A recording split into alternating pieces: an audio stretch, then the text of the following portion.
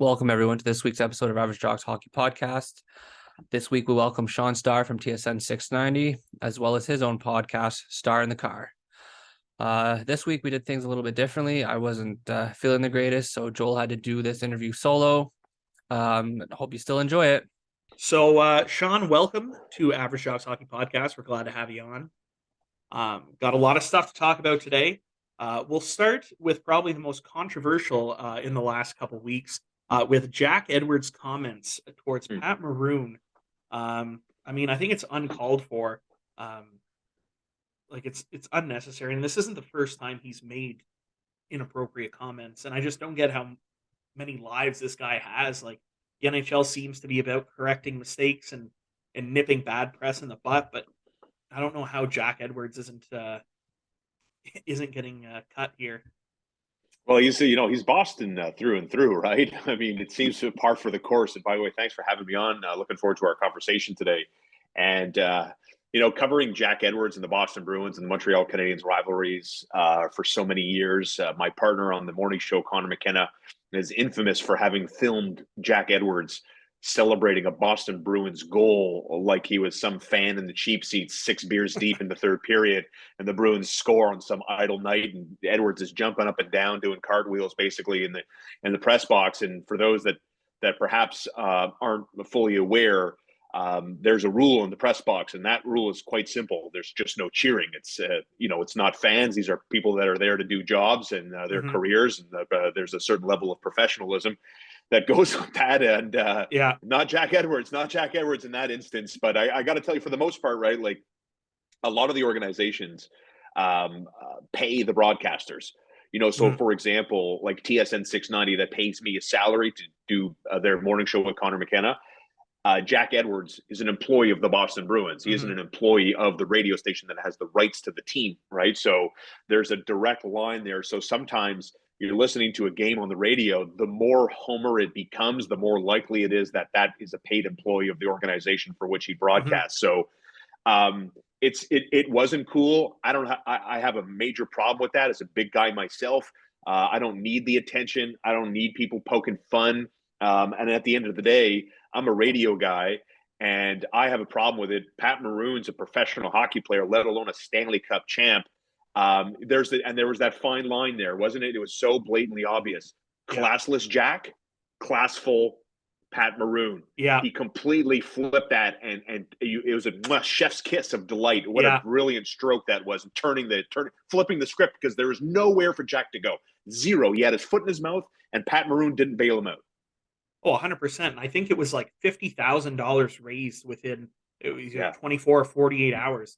And I know, Jack Edwards comes out with a classic, trying to cover it up. I tried to reach out to him. I'm waiting to hear back. And it's like one too many times I feel for this guy. Like you said, like, he's a homer through and through. He's obviously paid by the Bruins organization. And you'd think that, especially after the media shitstorm that they just took from the Mitchell Miller stuff, that they would make sure to let anybody representing that organization, let's tone things down. Let's make sure we're really careful with what we say, what we do. We don't need any more negative image come about this organization. And not even just, and again, don't want to knock any organizations, but it's not like we're talking about the Florida Panthers or the Arizona Coyotes. Like, we're talking about an original six legacy team here drawing negative attention about themselves like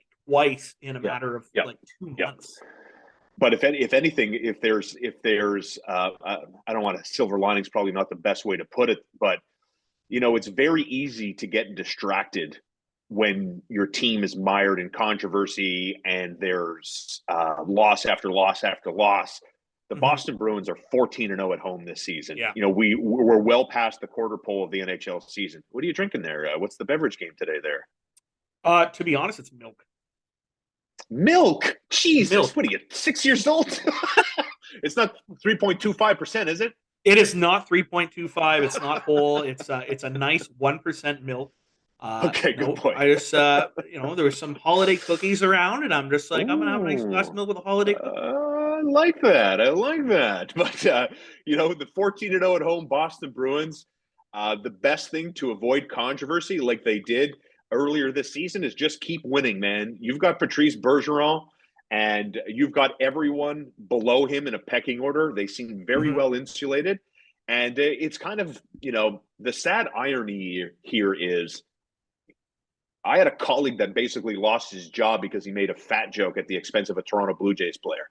Yeah. And you have Jack Edwards, the play-by-play man, the voice of an NHL team in professional sports. They wouldn't stop cracking jokes at this guy's at Maroon's expense, right? The buffet jokes, the cake jokes, and on and on and on. And look, I've been in those situations as a broadcaster many times where the jokes are flying and you're having fun and you're laughing, and then you get called into a meeting with your program director wondering what the hell you guys were thinking. Why didn't you stop the political incorrectness? So I've been there myself. Jack Edwards is there a lot. He's there a lot. Yep. But, I at the end of this, I don't think it's a fireable offense. If it's you and I shooting the breeze and, it's up to one of us to make a decision, I don't think it's a fireable offense. Maybe it's a sit down for one game and think about yourself, Jack, and don't do that again, or else. Like, we're all allowed to make a mistake. Don't make the same one twice. Yeah.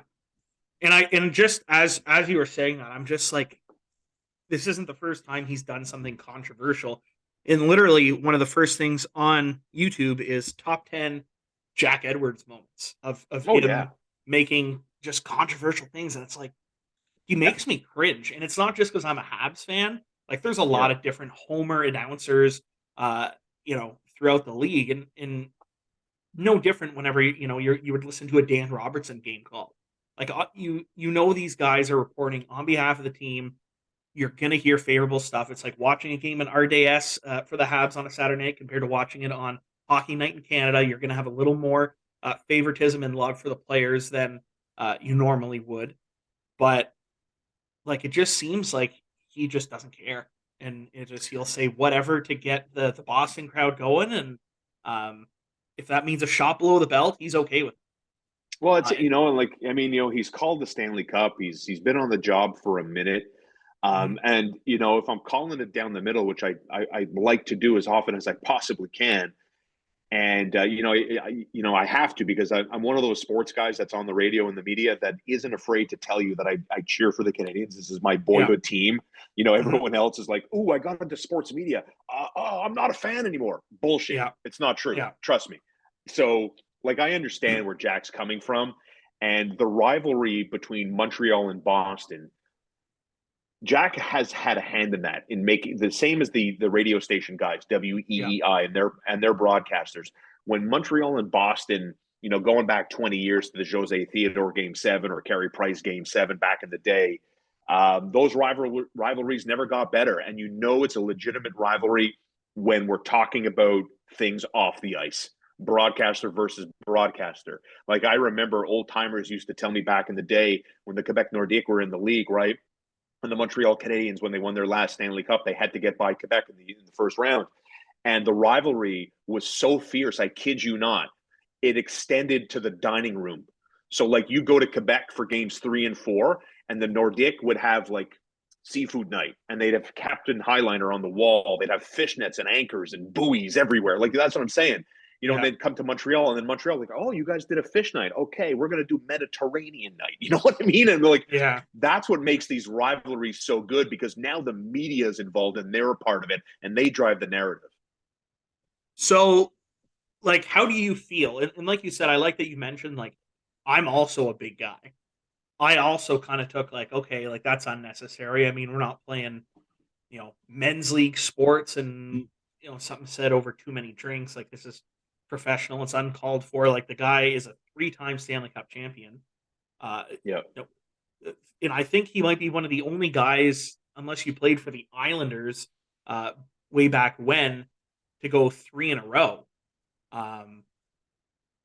Clearly, he's able to do the job. That type of player, you're going to be big if you're.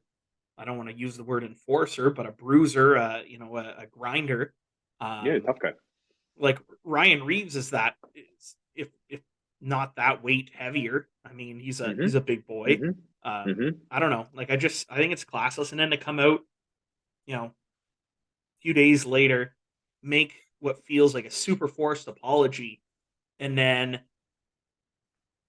like I feel like the least the Bruins could have done, or Jack Edwards, or the Bruins on behalf of Jack Edwards, would be throw money at what Patty Maroon pretty much, I don't want to say challenged, but like you Hmm. said, flipped the script and made it a positive thing. I'm just surprised by, I don't know, the lack of, I don't know, acknowledgement or sincereness, or to write kind of the inappropriateness off. Like I don't know. I just feel like the Bruins are 0-2 now with controversial things in the last 2 months, with how they handle things. Um, I don't know. I just feel like they could be doing more, and I'm kind of disappointed. I'm not a Bruins fan. I'm a Habs fan, and uh, it's not, has nothing to do with the rivalry or not liking Boston. I just feel like seeing the way teams are correcting mistakes nowadays, and the hoops Montreal had to jump through to try and right the Logan Mayu thing wrong, and Hmm. the money they've thrown and the jobs created because of something like that, and seeing Boston kind of do nothing with the Miller thing, and then pretty much nothing with this comment made. It's almost like, well, okay, they're not even trying at this point. They're not even Well, no, trying to I think hide the fact. I get the impression that and from my side of the table, I mean, at the end of the day, I don't think that the Jack Edwards story should get as much attention as whether it's Logan Mailloux or Miller Oh, for sure or not. Hockey Canada scandals. I think they're very separate things, and I think in this instance with Boston and Jack Edwards' foot and mouth disease, I think honestly that's what they're chalking it up to. He said something stupid. He came out and apologized. It's up to you and I and everyone else to decide whether there's merit to that, and whether that was authentic or not. And that's up for our judgment. Like you, I think it was horseshit, a Yeah. PR written statement, but he did it. He said it. And ultimately, I think this story dies now, as it should. I like I said, I don't think it's a fireable offense for Jack Edwards, despite his track record of foot and mouth disease, and like everything else for a story that maybe isn't as significant or carries as much weight. They're ready for the news cycle to do what it does, and it just Mhm. okay. We have this now. Now it's time for a new news cycle, a new story, and let's forget about what happened with Jack Yeah. Edwards and Pat Maroon. Yeah. Well, hopefully, Jack, I guess, learns from his mistakes. No, don't even say No, that. he You're won't. wasting your He breath. won't. You're As soon wasting as your I time. said it, I'm like, it's bullshit. Anybody that's listening to this that has heard Jack Edwards call a game knows that's bullshit. Yeah, and Uh, look, I mean, I have to tell you, for as much as I despise the Boston Bruins as a kid growing up, right? Like in the Adams division, the Whalers, the Nordiques, the Boston Bruins. I hated Reggie Lemelin. I despised Andy Moog, and yet when they won their Stanley Cup, where they beat the Montreal Canadiens in the seventh game in overtime, and then mhm. went on to win their Stanley Cup. I kid you not, if I were to build a team, I think I would model my team after the Boston Bruins. Everything about them, not about Jack Edwards or the broadcast booth, their organizational philosophy, their team dynamic when they won that Stanley Cup. Like if you looked at anybody on that team cross-eyed, you had five guys to answer to. They were team Yeah. tough. They were talented. And even now with the whole Patrice Bergeron, Brad Marchand takes less. Everybody takes less because they want to win cups and contend. Yeah. And Bergeron is the man. I guess maybe that's the old school guy in me. I really like that. I respect that model. Oh, and again, I agree with you 100%. Like if you even look, because I feel like every so many years there's kind of a shift in the league where at one point, probably around the time where we had Mike Camilleri and Gianta and Gomez, whenever their team was lined up with, Yeah. Lucic and Krejci, Nathan Horton, Bergeron, Chara, Andrew Ference. Like I feel like their team has always been able to adapt to the different styles of play, and now you have the Pasternak, and Taylor Hall and Bergeron and Marchand still has antics, but I find less. And He's calmed way down, right? yeah, so I think it's kind of they're always seem to be with the curve, the learning curve, where other teams are like, Montreal had the team of Camilleri, Gomez, Gianta. Now, where it's a faster skating game, a shooting game, we're either right behind or right ahead that learning curve. And the Bruins always seem to be right on with their team. We'll switch it up though. We'll go talk about the Ottawa Senators, and we'll get the controversies out of the way with the first two. We'll talk a little bit about Alex Formenton, obviously not signing his contract as an RFA, so he's sitting out for the year. And I mean, to nobody's surprise, after the whole Hockey Canada investigation still going on, like, is there a path that this guy ever comes back to the NHL? Like, I don't see it. It's you know what I mean. It's what an absolute journey, though, right? Like if we talk about where this guy was versus where we are now, um, I don't know what the path is. If I'm being truthful for you, it's one of the more fascinating aspects, right? Mhm. And there's no deal. The RFA announcement comes and goes, and you're left wondering about what Ottawa does, what Alex does, how do they get things together? Because you're right in the sense that, I mean, obviously we're coming off an exciting weekend for the Ottawa Senators where Brady Tkachuk's tossing the mitts.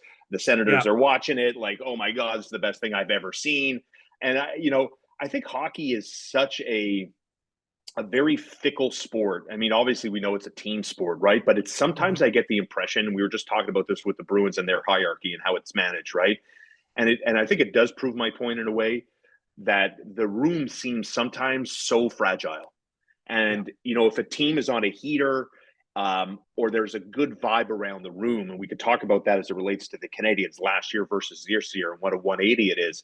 And that Mhm. Ottawa, who's been languishing and struggling in the butt end of jokes, where are the LeBreton Flats or not? What's Eugene Melnick's daughter's going to do with this team? And all this uncertainty, but they seem to have some of the pieces. And now you bring in the Alex Formenton story into the equation, and I'm like, I get it, man. Like what's Pierre Dorion saying? A trade fell through, trade speculation is out there. Mhm. But at the end of the day, like if you're the Ottawa Senators, where is he on the depth chart? Like Yeah. zero, nowhere anytime soon, Mhm. right? Like out of sight, out of mind. I've heard so many pro players tell me this, like even when Carey Price was out and Shea Weber was out for their long periods of injury, like if you're hurt on IR and not on the team, man, you are flat, full stop. You are not on the team, Mhm. like in the sense of being around the camaraderie, the chit chat, that doesn't exist. And I Yeah. think this is another example of this. Oh, fine. You want to play these games, pull these antics, then dude, you're just not on the team. And trust us, Yeah. we're good moving forward. Yeah. And it's a shame because And he's done this season, like so. I don't know yeah, what he's going to do. like, and maybe you know this answer. Like, is he eligible to go play, like, sign an AHL contract or an ECHL contract if he doesn't have, Yes, like, you look at Sonny Milano, for example, like, didn't get an correct. NHL contract. And I know he signed before any kind of deadline. Um, but is there a deadline for AHL or ECHL? As far if Ottawa gives him, so as far as I know, his options are he could go play pro in Europe. Mhm. Ottawa could sign him, or they could trade him. Trade, I guess, his rights at this point. But if they trade Alex Formenton to whomever decides that they want to take him on, he is Mhm. ineligible, as far as I know today. He is ineligible for the rest of the season. But Yeah. if he takes the qualifying offer that the Ottawa Senators gave him, then he's good to go. Yeah. So if he wants to play hockey, his options, I believe, today are take the qualifying offer, play with Ottawa. Don't take the qualifying offer and buzz off to Europe. And that's it. Other than that, you're sitting doing nothing. Does Like, let's say he were to take that qualifying offer, like, Yes. I don't even see a way that Bettman allows him to play until this investigation stuff. Yeah, maybe not. Maybe not. I mean, that would be the smart thing to do, which Gary Bettman isn't always guilty of. So, Mhm. I work with what I know, and based on what talking to Darren Dreger from TSN, that teams are looking. I think Ottawa's asked is what a second round pick for this guy if you want his Yeah. rights. So, like, I mean, he does seem to have the scarlet letter on him in that Mhm. Ottawa doesn't want him, the league perhaps doesn't want him, to the 31 other teams want him. And I get the impression today that the answer seems to be no. Yeah, and I mean, that's how I feel, and even I feel like we're in a Yes. generation now where even if he was proven innocent. I feel like there would still be that negative connotation surrounding his name, and his name is kind of muddied now. And it's almost kind of like Jake Virtanen this summer whenever the Oilers offered him that PTO. And, people are like, well, what are they doing? Why are they signing him to this, professional contract? Like, and even though everything was settled, court, whatever, obviously he's good to go. And I'm not saying that's the reason he didn't make the team, but like, is this the kind of distraction you're going to want?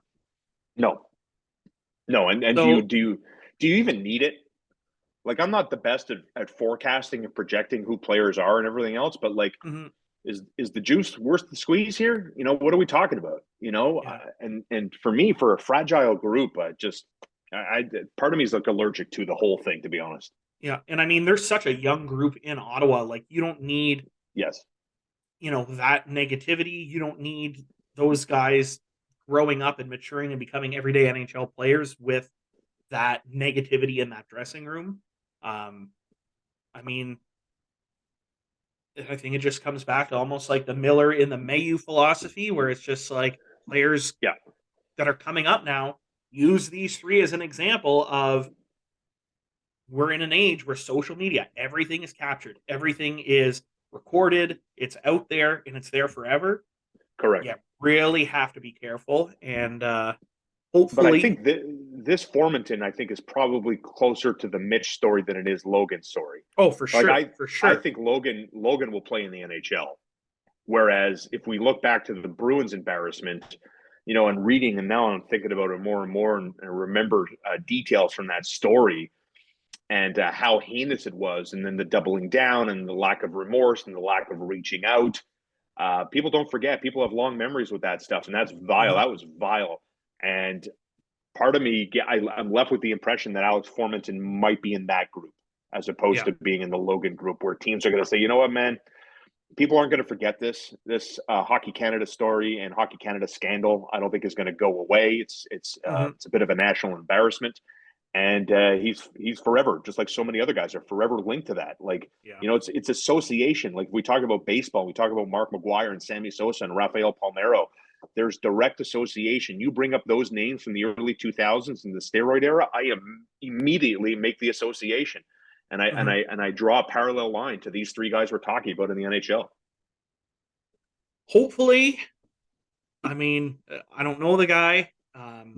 Obviously, he's worked his entire career. Hopefully, he has some kind of schooling or degree that he can fall back on.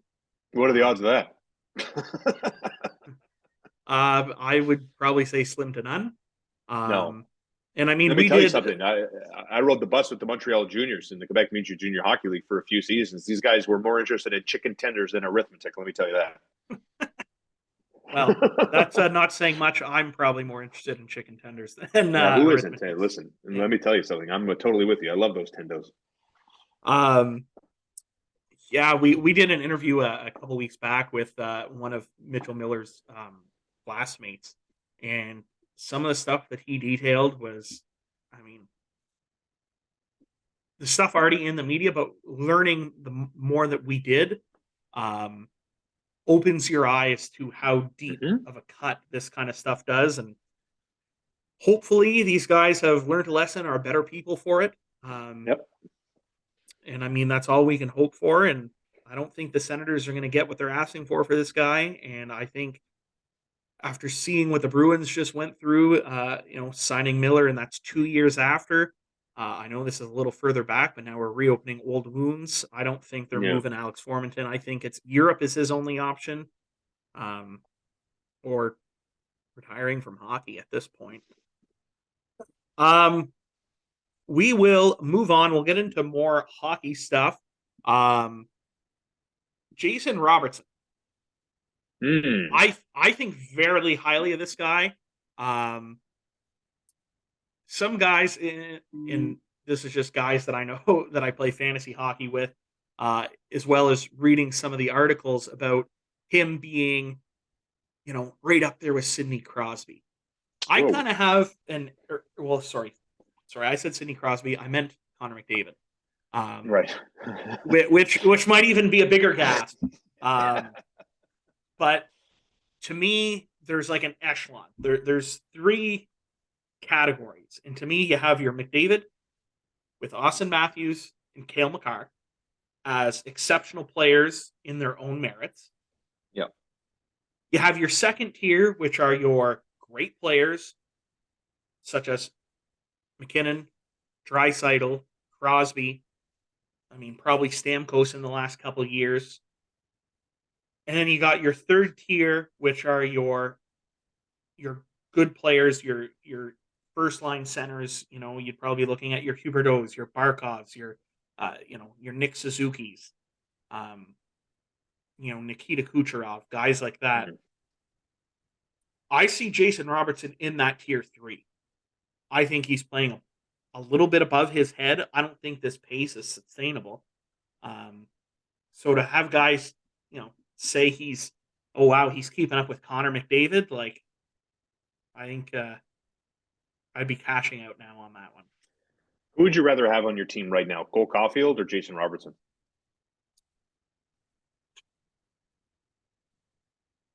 That's a good question. Wow.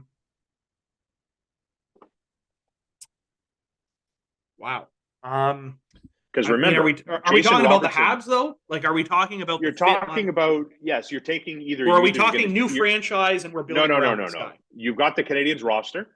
Take Cole Caulfield off the line with Doc and Suzuki. I'm going to ask you to put Jason Robertson on the left side of that number 1 line, right?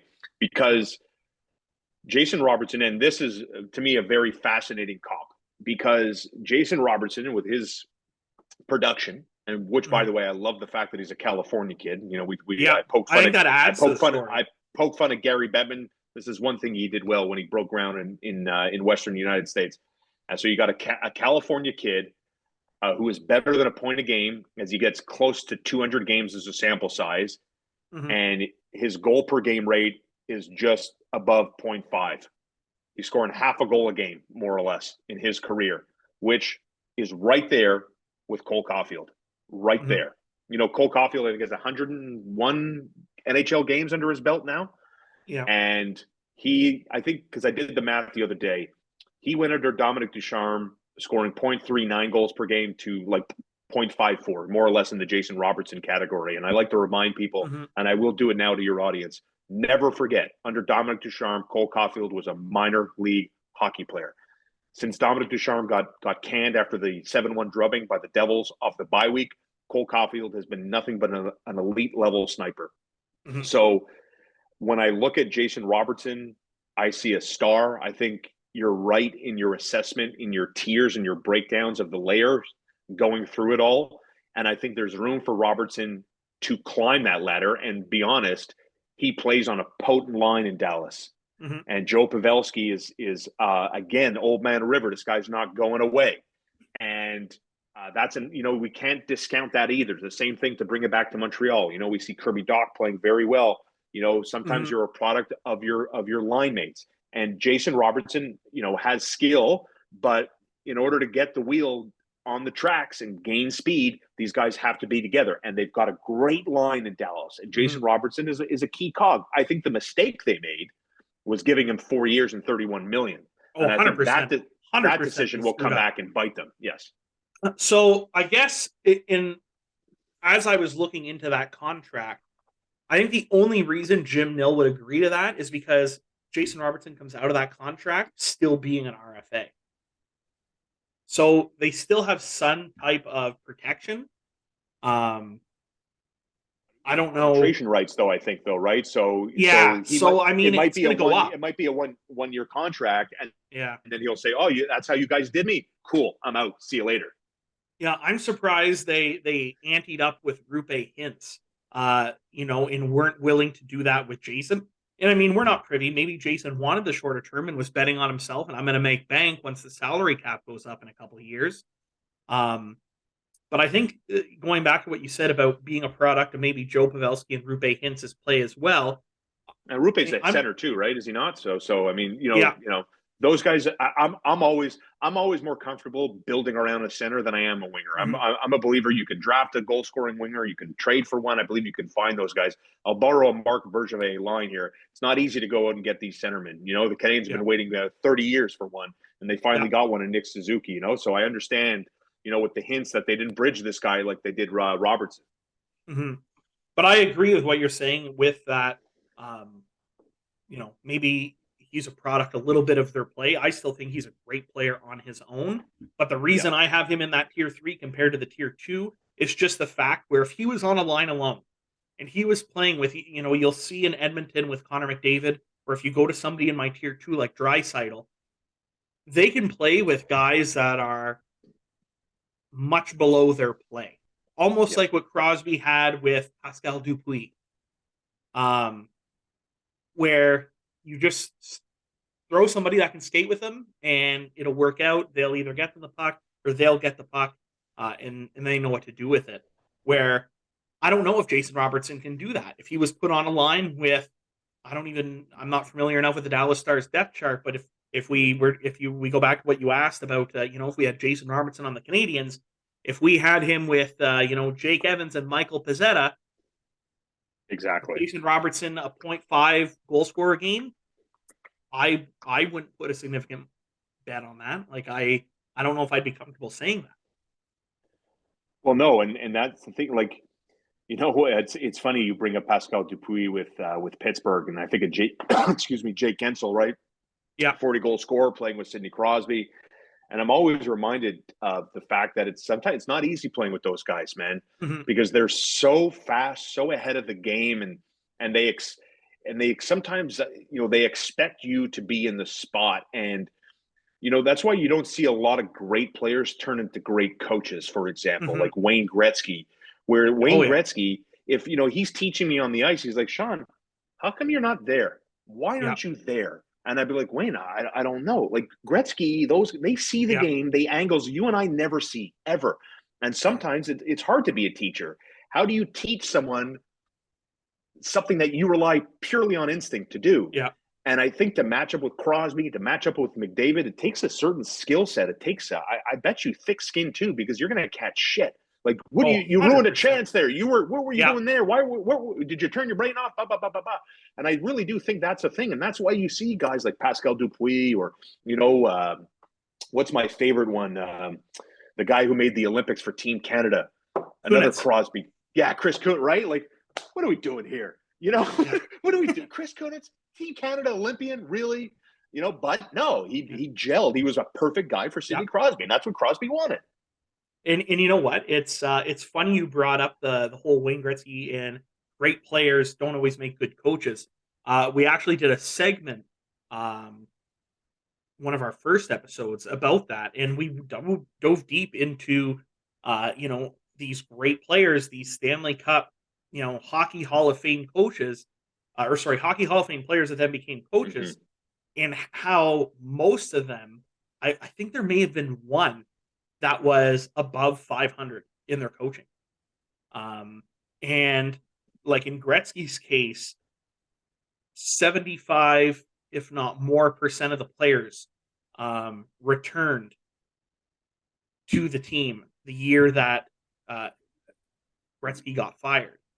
And I think it's Dave Tippett that took over from him. Right. The year after, they went from a sub 500 team to like six and change, and they made playoffs. And it was just like, it wasn't a big personnel overhaul. Like, this was different coaching. So it's interesting that you say that. Well, look at, you know, some of the more successful managers in hockey today. Obviously, Steve Yzerman, you know, the architect in Tampa Bay, Joe Sakic doing heavy lifting. You know, these are star first ballot, no doubters, Hall of Famers, right? And, you know, off the top of my head, it's not like we planned to talk about this. I just brought this on, right, as part of our conversation. I'm like, Michel Therrien, plug. Marc Bergevin, plug. Claude Julien, grinder. Joe Quenneville, grinder. You know, these a lot of these coaches have been, like, I can't honestly, if I'm thinking about it, you know, Patrick Waugh with Colorado, and history has shown the analytic guys were right that was an that year Patrick Waugh and Colorado ripped it up. That was unsustainable. And history has proven that was right. And like I'm sitting here trying to think off the top of my head in real time of star players in hockey that have parlayed their playing career into a successful coaching career. Not managing. I'm not talking managing, scouting. I'm talking about behind the, like Guy Carbonneau in A Moment in the Sun. He won the Jack Adams, but that's honestly, as soon as you said Patrick star Roy, player. Like Carbo's a Hall of Famer. I don't think Carbo is a star player. No, he's definitely not. Not in the names of in my number one echelon hierarchy, but he was a name whenever you brought up Patrick Roy that Carbo did win the Jack Adams, and he was there 2 seasons before Randy Cunningworth took over. Yeah, everyone was screaming from the top of the mountain saying this is a disaster. This is not going to end well, and history has shown it has not ended well. No. Well, hopefully Martin St. Louis can be an exception to this rule, and he looks like it so far. He looks phenomenal. Everything about this guy, I think his strongest asset is his relatability. I swear, I think the relatability factor is through the roof. Yeah, we are covering the World Junior A Championships that are actually in Cornwall starting on Sunday.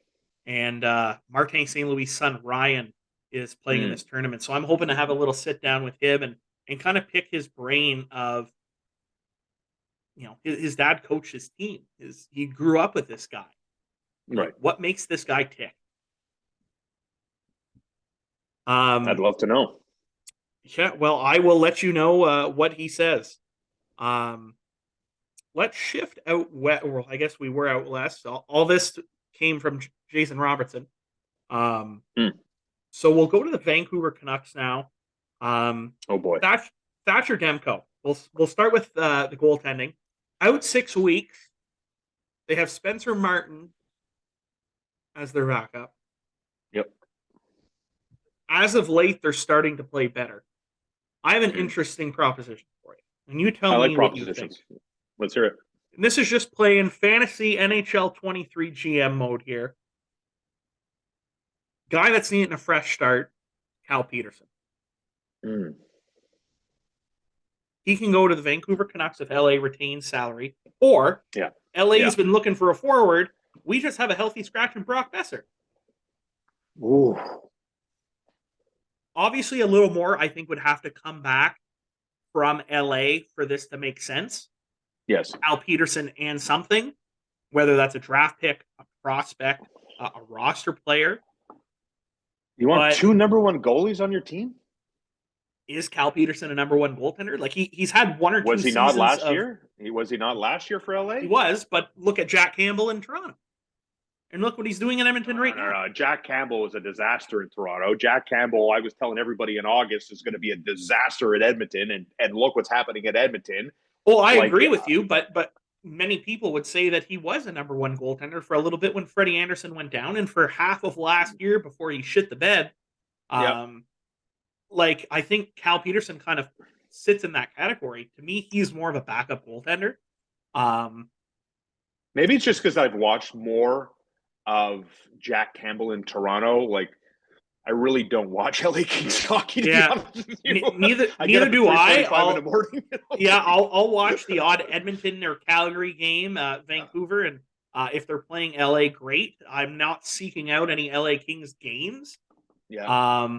But I mean, I seen today that and again, I don't know if it's the truth behind it, but reporting that Brock Besser was given permission with his agent to seek out a trade.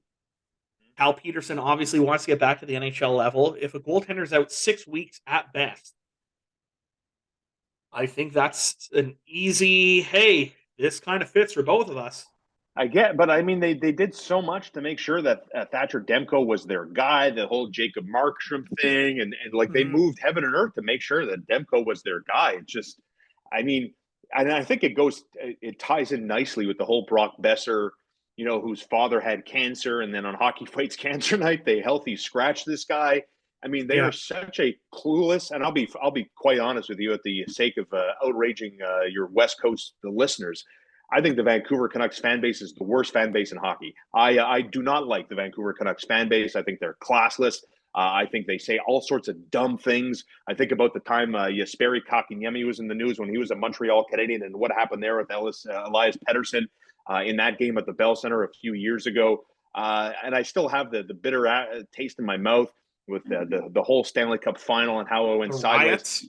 I just think, honestly, I think this is a low-level fan base, and it coincides with their organization, a low-level organization that's poorly run, embarrassing star players, and now at the request of asking to be traded, and they got a spaghetti-faced Bruce Boudreau behind the bench, mixing things up all over the place. I mean, I have no faith that this organization, I'm even comfortable telling you, I have more faith in the Ottawa Senators finding stability and finding normalcy than I do the Vancouver Canucks with this disaster that's going on with Brock. They should be embarrassed. They embarrassed a star player. They healthy scratched the star player. What are you doing?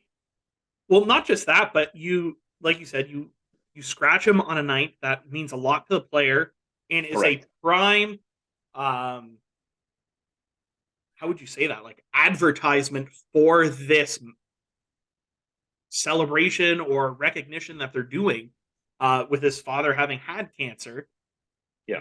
You had the opportunity to move him in the offseason because he was a free agent. He just signed this extension. And you instead sign him, you give him the money he wanted on a short bridge deal, and then you go and healthy scratch him. Yeah. I don't get it either. Especially there's, I think, a lot more players that are probably deserving of being healthy scratched in that lineup. And I just kind of laughed, whenever you got spaghetti face Bruce Boudreau, that reminded me of Brandon Press calling Paul McLean a bug-eyed walrus. Yes, Player 81. Who's it? Rafi Diaz, right? Yeah. Rafael Diaz, yeah. yeah. No, it was great. And I think there's been the guys at TSN, Dreger and company have been all over this story in Vancouver. And I believe what they're saying in that, and it makes sense, right? The more you think about it, we're not talking about a fringe player. We're not talking about a player that that is on a contract year. Correct me if I'm wrong. Did he not just get a contract in July of this past summer? He signed July, 3 years, and I want to say 6.5 or something like that, right? for 3 years. And there's no move, so they can move him at any time. Correct. So there's the ink isn't even dry on the contract yet. And my gut tells me there's no way Boudreau does this without approval. I don't think Boudreau has the clout to make a decision like that one, to healthy scratch a player like Besser. So the message sending business or tearing it down because they don't believe in this guy. There's going to be a lineup around the block for Brock Besser, for 3 years left and just over $6 million per season. So good luck on you, Vancouver. You get what you deserve, Oh, 100%. And I think you almost have to at this point continue making him a healthy scratch, because you now know that this relationship is soured. You know that there's going to be a trade. It's imminent. There's no way that he's staying in Vancouver past the deadline. Yeah. You're going to risk injury and his value going down. To me at this point, a trade's going to have to be, maybe it's on the Christmas break, maybe it's right after, maybe it's a little before. But something's happening soon. And to me, sooner rather than later, you keep him as a healthy scratch. I don't believe in the whole go out and find a team that wants to, and then we'll figure something out. To me, that's kind of a Bush League move. I don't really like that. That's one thing in free agency, to have your agent do some legwork. But if you're an NHL GM, you want to hold as many cards as possible in your hand. And to me, that gives power to everybody else, leverage to everybody else. Yeah. Well, look, I mean, I found the tweet I wanted to read to you that came from Thomas Drance, right, covering the Canucks, on Brock Besser getting the scratch. Quote, "It was a very important game for me and my family," talking about when Besser was healthy scratch for the Hockey Fights Cancer game. Besser's dad passed away and lost his battle with cancer. "So when I came in this morning and my name wasn't on the whiteboard, it hurt. It hurt real bad." That's Brock Besser to reporters when he found out he was a healthy scratch. So, I understand these guys are young, they have egos, and they have feelings. Clearly, Brock Besser's telling everybody in plain English, in bold capital letters, he was hurt and hurt bad by that decision. And I don't think he's going to forget that. And I'm not surprised that his agent, he's so upset. I mean, that's probably the first call you make. You don't even call your mother. You call your agent and say, get me out of this town now. Yeah. They don't appreciate me? Good. I can't wait to come back and score 4 goals on them next time. Yeah. Yeah. Just like Tyler Toffoli did against the Vancouver Canucks whenever he returned. Yeah. You didn't want to give me your contract? Here you go. It was fantastic. I loved watching that. That was so much fun. That was so much fun. That was one of the best parts about the All-Canadian division. It was. The amount of times that you got to see teams that you didn't, other than the famous Western road trip that the Habs do once a year around this time, you don't really see them. You see them twice a year. But, let alone the walking in and seeing your name on a whiteboard. Like, that's how you find out you're being scratched on a big game. Not even week. Patrick Alvin, let's go for dinner. Come to my office. Let's talk. There's Cami Granato. There's, Patrick Alvin, Bruce Boudreau. Let's kind of talk this through, let you know what's happening. To find out on the whiteboard, to me, the whole move is a slap in the face, but that's knocking you down and then spitting on you. Well, look, I mean, there's a direct correlation too, right, to the Canadians to bring it back.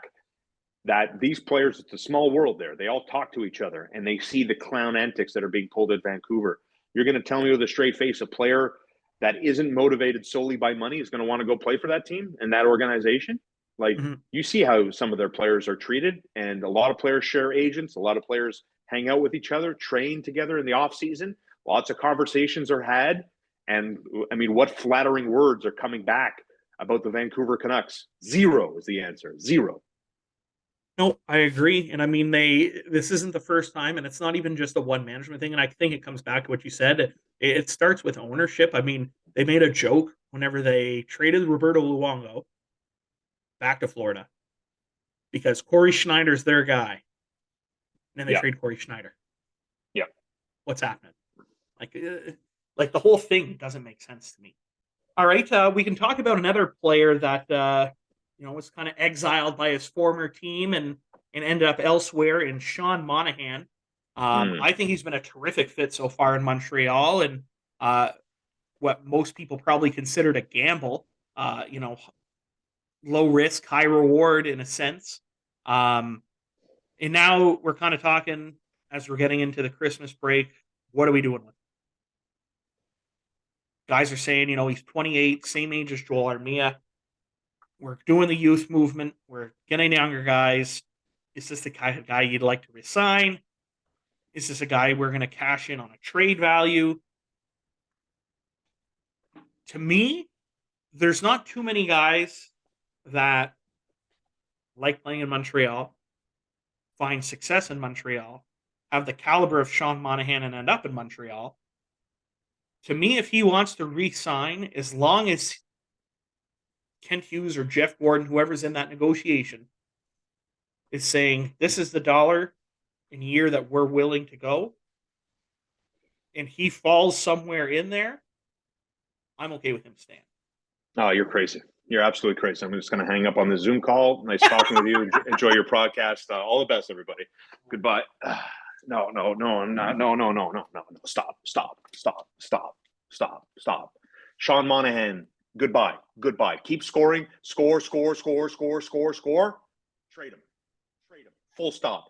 If you told me the Montreal Canadiens were fighting for the second spot in the Atlantic, fighting for the number 1 spot with Boston in the division, for a top seed in the Eastern Conference, I've got all the time in the world for you.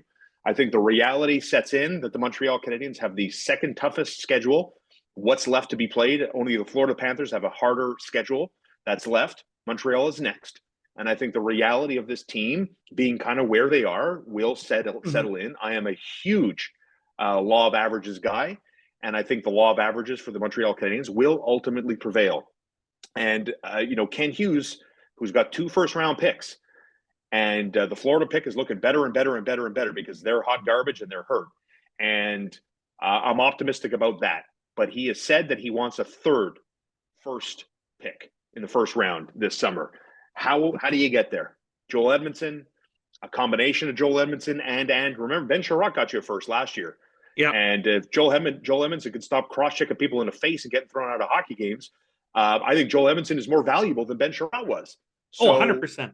100%. So exactly. So if we're of the same mind there, the Montreal Canadiens should be in the business of building. And look, I can make an argument about the value of veterans like Corey Perry and Cole Caulfield still reaches out to Corey Perry when he has questions that he needs experience to help him sort through. There is a lot of value there. Sean Monahan, did you know Sean Monahan is the same age as Josh Anderson? They're both 28 years old. But sometimes I look at Monahan, he's like 40. He's pushing 40. His body's rebuilt, held together by titanium and aluminum foil and everything else.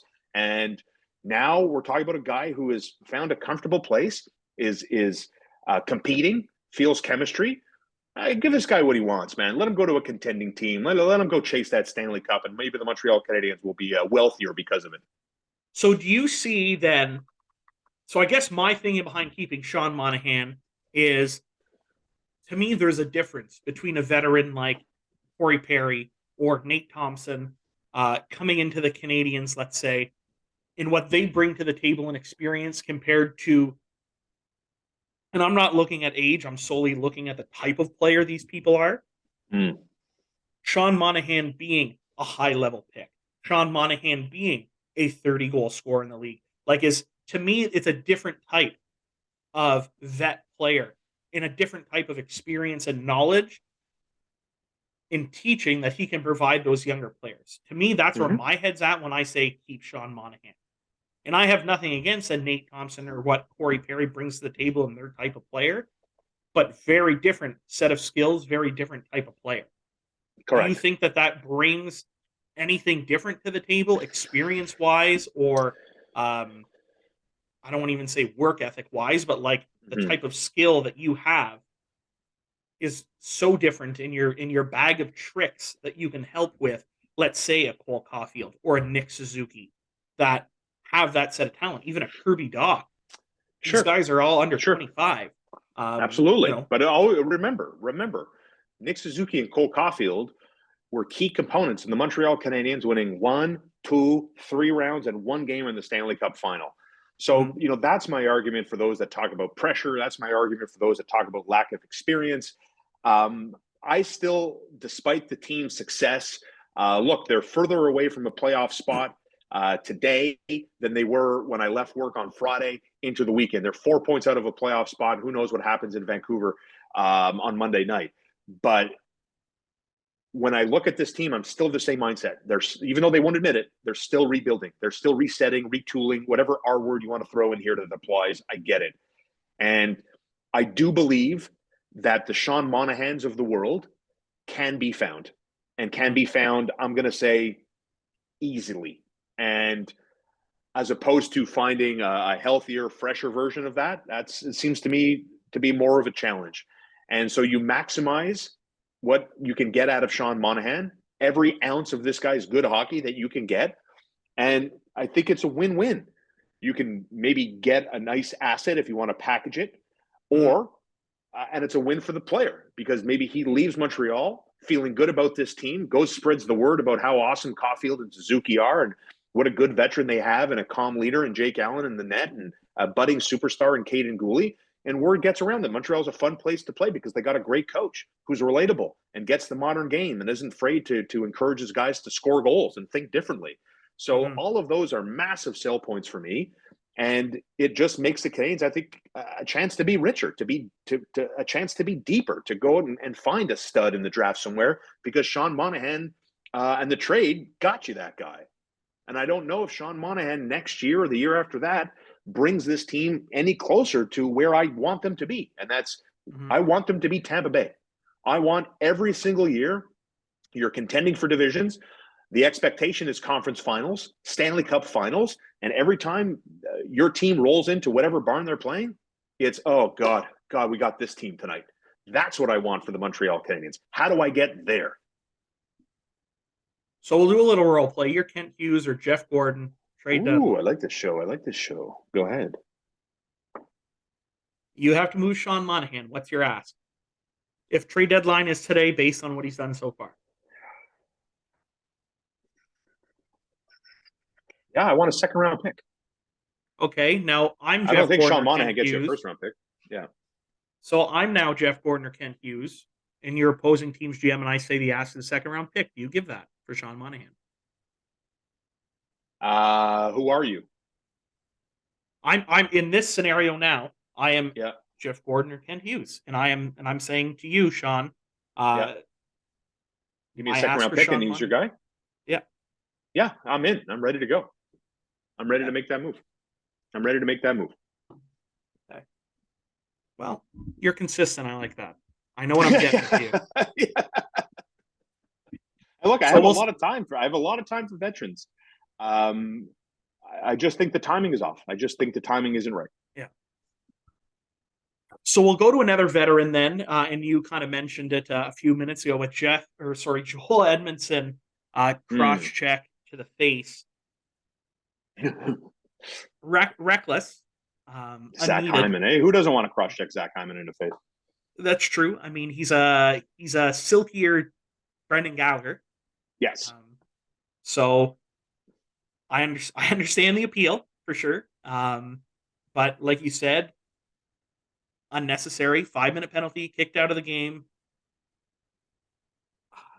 Like I felt that he is a more effective Ben Sherratt. And I mean, Ben Sherratt last year with the points that he put up, you're never going to see that again in his career.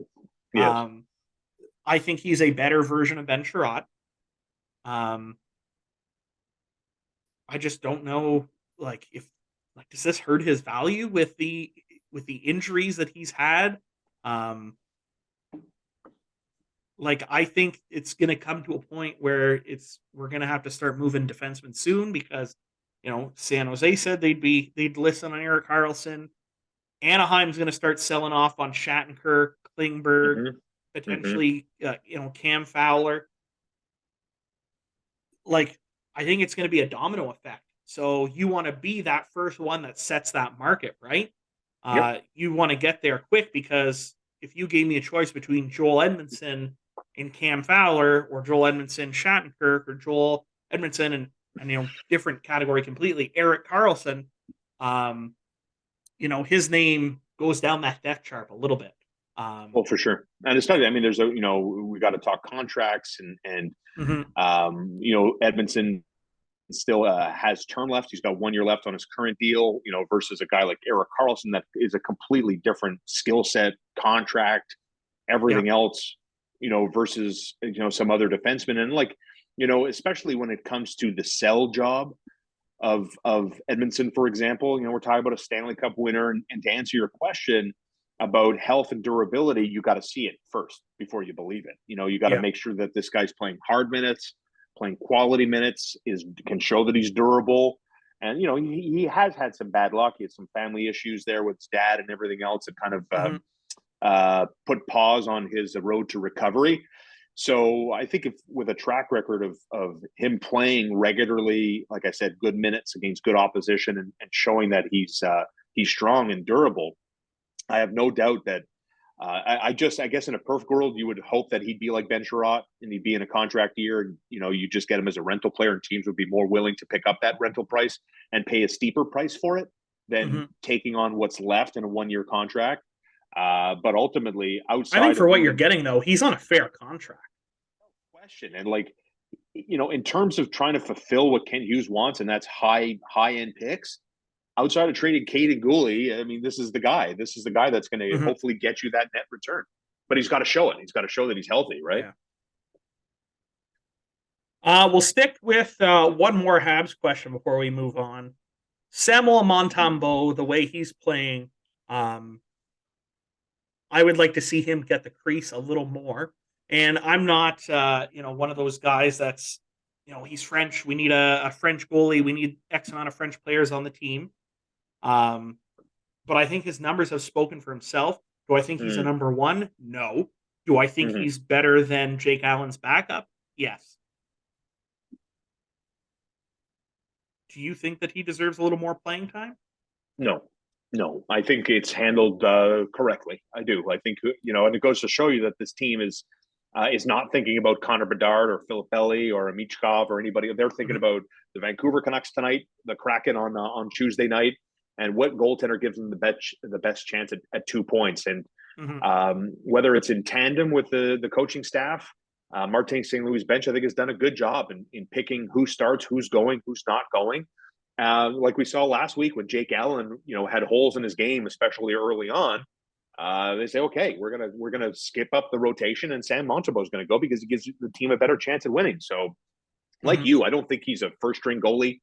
I think he's an NHL goalie. I don't think there's a guy that belongs in the American Hockey League. But it goes to show you the margins are so thin, right? From a guy that can carry the load and play every night, or most of the games, I should say. Nobody plays every night anymore. And look who he's fighting with, Jake Allen. Jake Allen, man, this guy's got the pedigree, brother. I watched him in junior. I watched him with Montreal. I watched him in Drummondville. I've never seen, and I hate to say this because it sounds mean, but I've never seen Jake Allen win a big game.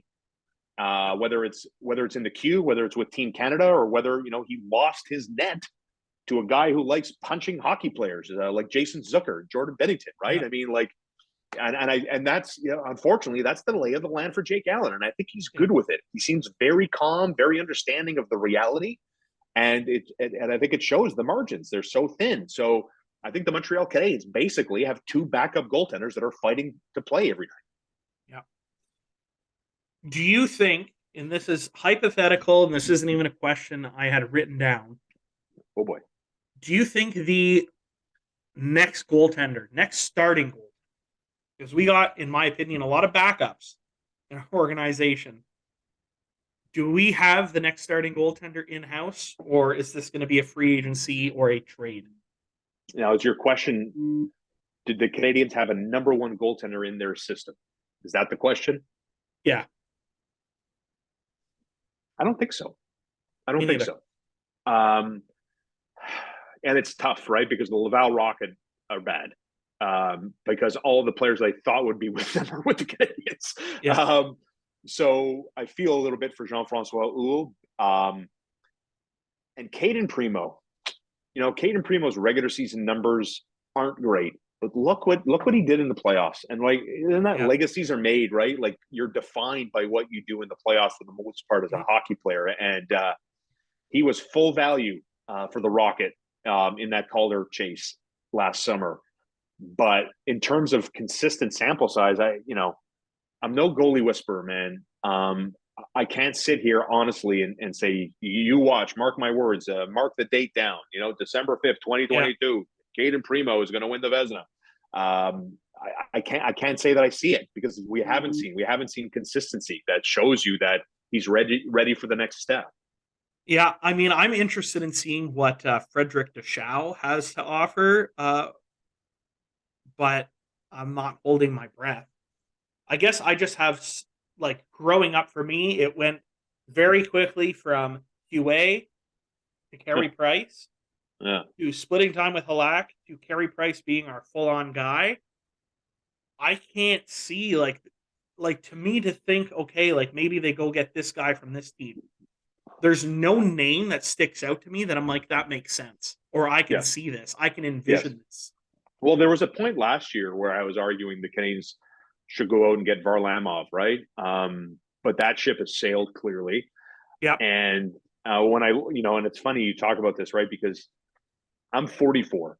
My entire life watching the Montreal Canadiens, the goaltender has been the best player. The goaltender has been the face of the organization. I live next to the Bell Center. I drove home today. I drive by the Bell Center every single day. Carey Price's gigantic face covers up the entire facade of the Bell Center. My entire life, the goalie has been the star, the heartbeat, the face of the franchise. I am here today to declare I am ready for change. I am ready for Cole Caulfield, Nick Suzuki, Caden Gooley. I was going to say Jonathan Drouin, but I'm not drunk. But it can't be the goalie anymore. And it's time to do something different. And I don't see a goaltender coming that's the next version of Carey Price where the Canes are going to get this guy at 5 overall or whatever. And, the lack of consistency that we see with inside the organization, I'm okay with it because go out there and score goals, be offensive minded, be creative, be daring, and you can go out and get a goaltender, and you don't have to pay $10.5 million for it either. Oh, for sure not. And you know what? The way that the league's going, and again, like I was talking earlier about the shifts, where 6-7 years ago, most starting goaltenders were playing 55 to 65 games a season. Yeah. Barry Price is in there. Connor Hellebuck was in there. Now you maybe have 5 guys in the league: Shesterkin, Markstrom, Vasilevsky, Demko last year.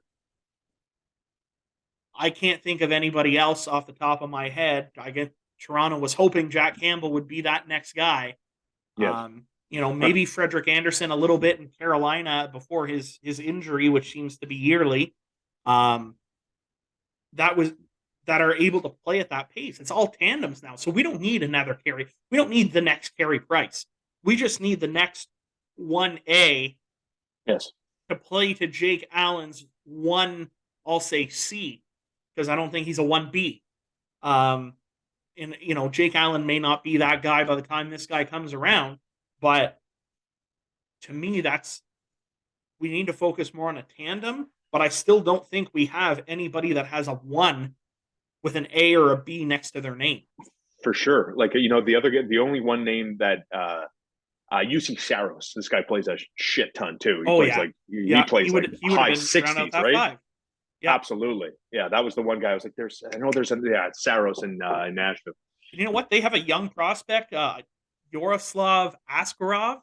Yeah, right. He's going to be phenomenal too. And they're going to end up in a situation where by the time that Saros is ready to kind of move on, or they're ready to move on from him, this next guy's coming right up.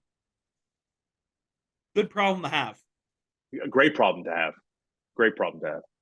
So we'll stick with goaltenders, but we'll shift back out west.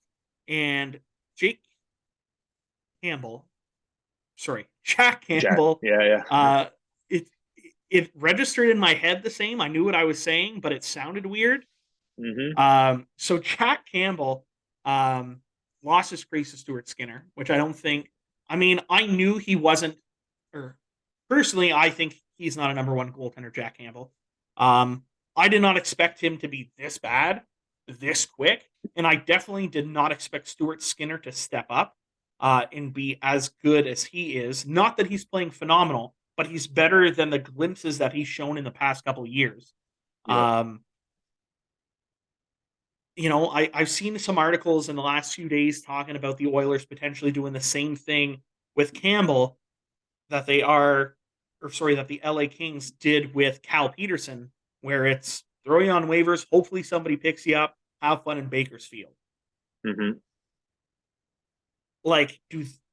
They're another team in a situation where they don't really have any. Like Stuart Skinner was their 3rd guy.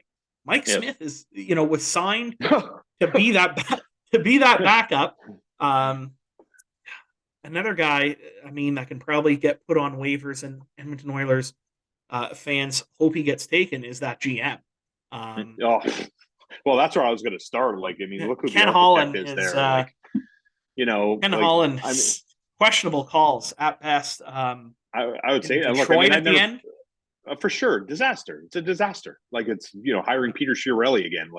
It's just not going to end well. And I don't know, man. I always want to give the benefit of the doubt to some of these managers and scouts and coaches and commissioners that, you're in the position for a reason. At least I thought so, as opposed to nepotism or good looks or whatever it is. But I knew it. My mother's in her late 60s. She knew Jack Campbell wasn't going to do anything in Edmonton. We all knew it. We all knew that you're putting your eggs in Jack Campbell's basket. He had an all-star team in front of him and couldn't do anything with Toronto. And what you're going to put him on a team at Edmonton? Darnell Nurse is a train wreck. You know what I mean? Edmonton's defense is bad. And outside of their 3 super studs in McDavid, Draisaitl, and RNH, you're going to ask Darnell Nurse and Jack Campbell to do the heavy lifting? Ken Holland, that is such an indictment of such bad management. And I swear to you that if hockey was thriving in the United States and hockey had basketball's attention to the level that it does, Connor McDavid would have been out of Edmonton 2 years ago. And if he wasn't, he'd be out of there this season. Like, you can't put up with this crap. Like, where No. are you going? What are you doing? Like Bob McKenzie said it best when he joined us years ago on the morning show when the Oilers and McDavid was winning Hart trophies and scoring titles and everything else. And they missed the playoffs and they missed the playoffs. He called it a crime against hockey humanity. And he was 1,000% right. And bringing Jack Campbell in to be the savior is a crime against hockey humanity again. They're definitely not doing right by Connor or Leon or RNH, really. And I think Taylor Hall was happy with his decision to jump ship when he did. I mean, that Oilers defense is dog shit. Yep. Absolute dog shit. What are you going to do with that? I like Darnell Nurse. I think he's more of a 3-4 guy than he is a 1-2. Sure. I think they're hoping Bouchard pans out. There's another one. Who is it? Is it Raphael Lavoie? Correct. They're hoping pans out back there. I don't know. They're a mess. I think when it comes to the hiring, everybody looks at when Peter Chiarelli got fired in Boston. Oh, that's a name. That's a big name. Same thing. Ken Holland parts ways in Detroit. Oh, yeah, big name. Yeah, okay. And I think you're starting to see now teams be a little more comfortable giving it over to rookie guys, like you've seen Montreal do with Kent Hughes. Yep. And we talked shit about him a little earlier, but rookie guy in Patrick Alvin. At some point, the Jimmy Rutherfords and the Ken Hollands and the Chiarellis, they're gone. They're done. Dave Talon, Scotty Bowman's. Like, it's time for the next era to come through. Hockey mentality isn't the same. Why you would ever give 40-year-old Mike Smith a contract is, with his history, his injury history, is fucked beyond compare. I don't know. That's hockey, though. But like you said, I feel so bad for Connor McDavid. I feel so bad for this guy because don't feel he makes $12 million a year. Don't feel too bad for Connor McDavid. He's going to be okay. I just feel bad watching these games and just seeing there's only so much this guy can do on his own. And same thing with Draisaitl. And other than when they're on the power play, it's so goddamn frustrating. Like, I couldn't imagine having to go to work every day and know this is as best as it's going to get. And I think it's maybe time. Is it Daryl Kratz that still owns that team? Maybe it's time that he takes a look at and it's funny that. Like I sat when I played in the NHL coaches tournament last summer, a big golf tournament, and when the draft was here, so all the GMs and all the coaches were here, and I got to sit with Jay Woodcroft for about 90 minutes. We were having dinner, drinking wine, shooting the shit, talking about Brett Kulak. I know Kulak a little bit, and so we were talking about, like, Kulak was texting me, talking about how much in awe he was of Connor McDavid. Like, there was a point last year where McDavid came in the second intermission and basically did the equivalent of flipping the Gatorade table over, and was reading the riot act about how dog shit the team was. And, we're not losing this game, right? And more or less willed the Oilers to a win. And, guys like Kulak are just in awe watching him. And, Jay Woodcroft was like, he's a freak. He's rarer than a generational talent is how rare McDavid is, and he wants it bad, real bad. So, I think it's a fascinating storyline. And I don't really have faith that the Oilers are going to right this ship. And the fascinating part is, what does McDavid do? What is he going to do? Is he just going to stay in Edmonton and be the good Canadian boy? Or is he going to say, hey, listen, this isn't good enough anymore. And I'm better than this. And it's time to make a decision. A likely scenario I see, which may be an unpopular opinion, is Connor McDavid walking upstairs to that GM's office or president, I don't know who their CEO of hockey ops is, and saying it's him or me. Like, something's got to give. Lowe or something. Yeah. Well, Shaun, I thank you for coming on. It's been an absolute blast. I'd love to have you back on in the future. And I look forward to listening to you again tomorrow morning. You're the best. Thank you so much. I wish you success. And for sure, throw me out an invite. I'd love to come back on. All right, this is a new segment that we have. It's called 5 Minutes for Fighting. We are going to talk with some local hockey scrappers. Paul Shantz, who's played in the Federal Hockey League, the LNAH, amongst other Quebec major hockey leagues. He did some stints in the minors as well. No shyness of dropping the mitts. The other one we have is my cousin and good friend, Corey Payment, who has also played in the Federal Hockey League and the LNA. And we're gonna talk strictly kind of the rough stuff of hockey. We'll talk a bit of the NHL stuff, but some stories of things I'm sure you guys have seen and heard that people wouldn't believe unless you guys were actually telling. Okay. Well, you've got one right guy in this, but I don't know if you got the right guy looking at. Right? Come on, Corey. I've seen you fight a couple times. You're a big boy. You can hold your own. Oh, there you go. I can hold on for dear life. That's for sure. Yeah, I mean, like the one video I sent you, we won't show that one, and I won't even tell people where to go find that. You know what? You should show people that, because the new podcast from Spittin' Chicklets, check the game notes there with Colby Armstrong and that. This guy did not check the game notes. Joe Pell from New York, when I was with Akwesasne Warriors, had about 350 minutes for 5 years in a row. Little guy, not very big, and he gave me the beating of my life. Oh, you fought Joe Pelly? Yeah, stupid. Oh, wow. I had no idea who he was.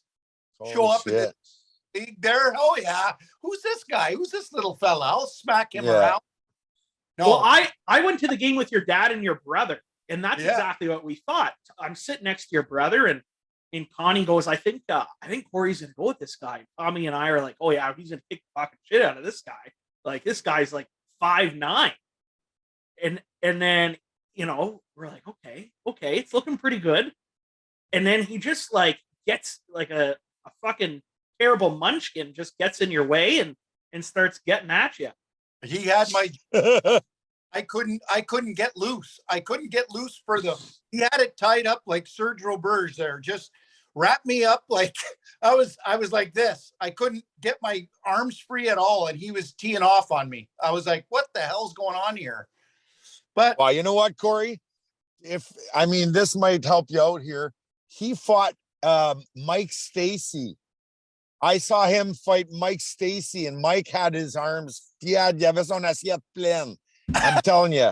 Oh no, Mike was surprised, obviously, but Mike Stacy, we're not talking about anybody here. Mike, I know, yeah, that ain't one go, Mike, for sure. Yeah, no, that's a tough guy, that guy, for sure. Yeah. I had my hands full. I had my bad idea jeans on before I went on into that game. Bad idea jeans, man. That's all right. So, Joe Pelly caught Corey off guard. Paul, is there anybody that you've ever fought that you're just like, yeah, I'll fucking kill this guy? Like, there's no chance. And any surprise? Wow, not that I thought I'd have it'd be a walk in the park, but I used to fight Steve Tardif Jr. Like, we used to fight every game, and I played with him after that in St. George de Beauce in the North American League. But the first year I fought him almost every game, and he was a little smaller than me, maybe. And then, which was rare for anybody fighting in the back then. But so the first year we fought almost every game, everything's fine. The year after, as I was playing as overage 20-year-old, and I fought him in Laval, and he's the only guy, and I repeat myself, the only guy in hockey that knocked me out. And he knocked me out. He hit me with the left hand. He just caught me right in the jaw, and I sat down, just turned the lights right out. That was the only guy that knocked me out. Yeah, Steve Tardif, which is a great guy, a good friend of mine. I played with him for a couple of years in St. Georges, but yeah, I got surprised that time. I was, that's, you never, c'était pas cool, ça. World Junior A Challenge in town. We have 5 teams, a couple Canada teams, USA, Sweden, Latvia. Just a little tournament in town. Joel and I are lucky enough to be to attend the games. We'll be interviewing players, coaches. Should be a cool experience, and we're excited to share it with you. So we'll catch you next week. Have a good one. Scouts, this is where they come to get a real good look at some top prospects. This is a big event on the scouting calendar. The World Junior A Challenge is back. Names like Makar, Bernard Docker, Bozer, and Pasternak have got their start at the tournament. And now hockey's next generation gets its turn in Cornwall. Visit hockeycanada.ca/tickets to buy your packages today.